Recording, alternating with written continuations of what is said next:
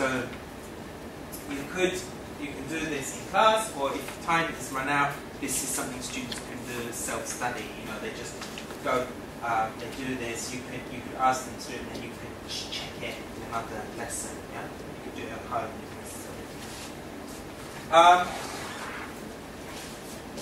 And it tries to help them also work out. So if you score a low score on here, you haven't really learned the vocabulary of this unit well enough yet. Maybe you should go back and review. If you've got a score over a certain number, then well done. You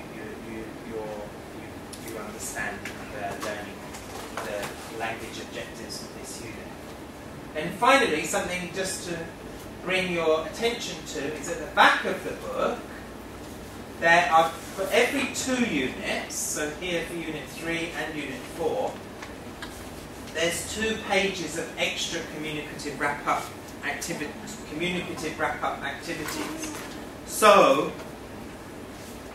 if you have time, this would be like after 4 weeks, yeah? Doing 2 units after 4 weeks.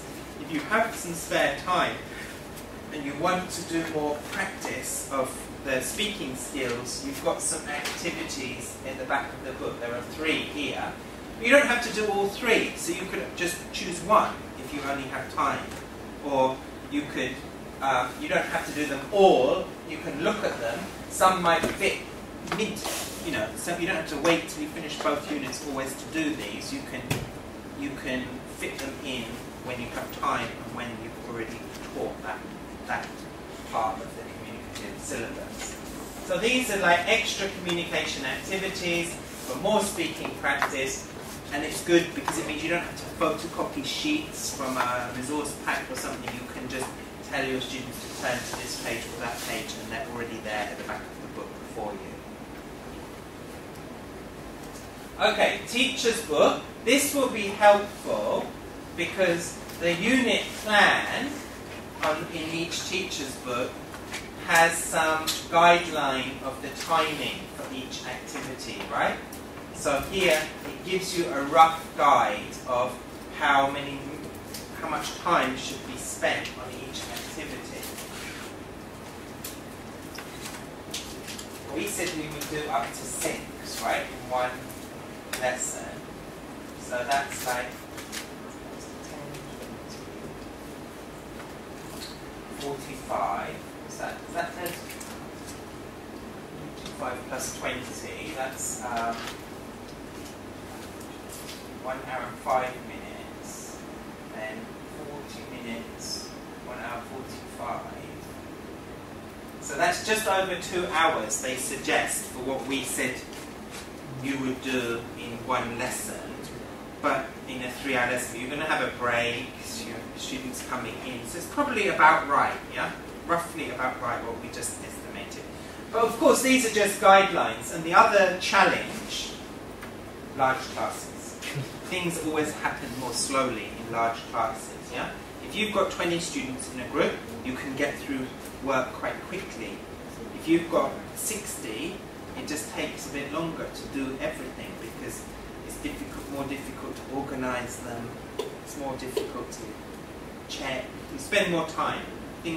Large classes are a bit slower than small ones. So these guidelines are only estimates, but they may help you. And it would be probably a good sort of thing for you to do is the first few units you teach is monitor how accurate you think these estimates are. Because you might find, oh, they say something should take me 20 minutes, but it always takes me 25. Usually it takes me 20, so you know you have to allow a little bit more time. But you know, the unit opener, it says 10 minutes. You could do it in less time if you wanted, yeah? And some of the things it says here, optional, like that. Optional, optional. So you can choose whether to do those things or not, depending on the time you have available. Whoops, okay. Digital resources, we'll go online and have a look at these in a minute. So you've got videos as well. The thing with the video is, the good thing is you can show it in class and there's activities, but I'll show you in a minute, your students also have the video themselves in their Student Resource Centre online. So if you don't have time to do a video in class, but your students are motivated, they can watch it and they can do a worksheet themselves and out of class. Yeah, but that's in their books. So I'll just show you that in a minute. Yeah, here. You have also a presentation kit. So I'll show you in a minute too. But from your resource centre, that you have the code in your teacher's book. You can, when you access your teacher's resource centre, you can download the presentation kit into your computer for use in class if you want to use a projected version of the book, and I'll show you that in a second. Okay, so shall we? Okay, the other thing just before I finish is that we're running a life skills campaign this year. I mentioned to some of you who were in here earlier. So you've got the folders, you've got a handbook, a brochure in here that explains a lot more about different life skills, not only in relation to Open Mind, but more generally. And if you're interested, then you can go onto our Life Skills website, and we've got articles, videos, e-lessons, ideas for the classroom, but all for different age groups, not only for your, for younger students, older students, academic English, all different things on there as a resource for teachers if you are interested in life skills and maybe I'm really interested in critical thinking. Okay, go on there and find out what we've got about critical thinking on there. Okay, I think that's that, and I'll just go into the internet. So here, one thing to tell you and to make sure is when you register, you as teachers, please register using this code in your teacher's book, okay? And you will be asked to put in the code and then register your email address and a username and a password for yourself so you can keep coming back and accessing. Your students will have a very similar thing in their book, and they can register themselves and get access online here. But why I say it's important for you to register yourself as a teacher, because once you've registered, you will get into 2 different sections. So if you use this code to register, you can only see the student resources. If you use this code, you can see the student resources and the teacher resources. So you want access to everything, so you use this code. If you want to try an extra, then we can use the other email. You can use another email, but the thing is, when you've got a teacher resource, maybe I'll just get a chair.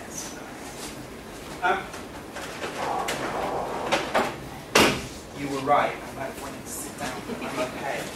I'm not sitting down for long. Okay, so when you, as a teacher, so this is what the students would see if they've already logged on and they come into the website, they choose their level, and these are the student resources. So they've got audio. So that means they've got the audio files for the book that they're using here. Student book audio, workbook audio, audio scripts, okay? They've got the video here. They've got the word lists, and when you go on the word lists, you'll see from August, before you start your semester, there'll be a Thai translation of the word list for their book as well. So if they want the translation of the word list and the key vocabulary, it's there. There's CERF checklists here too. So these are the resources that students have. Okay, I've just logged on with the teacher's password, so that means that I can click here, and that will take me to the teacher's resources. So I can again click on the level 2,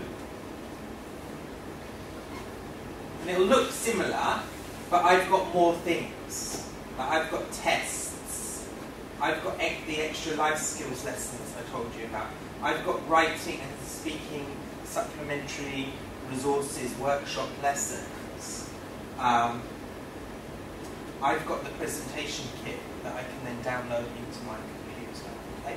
So basically, as a teacher, you've just got more options. You can see everything your students have, but you've also got all the tests and the other resources that are useful for you. On the video, you have videos here and class worksheets with answer keys, teacher's notes. But your students have, when they go onto their section, they've got exactly the same video, but they've got a self-study worksheet. The questions in the worksheet are not the same as yours. So if you want to use the video in class, you've got a class worksheet that works as a classroom interactive. If your student wants to watch the video on their own, they've got a worksheet that's designed for self-access, independent study. So even if your students did it at home and you do it in class, the activities will be different, so it doesn't matter.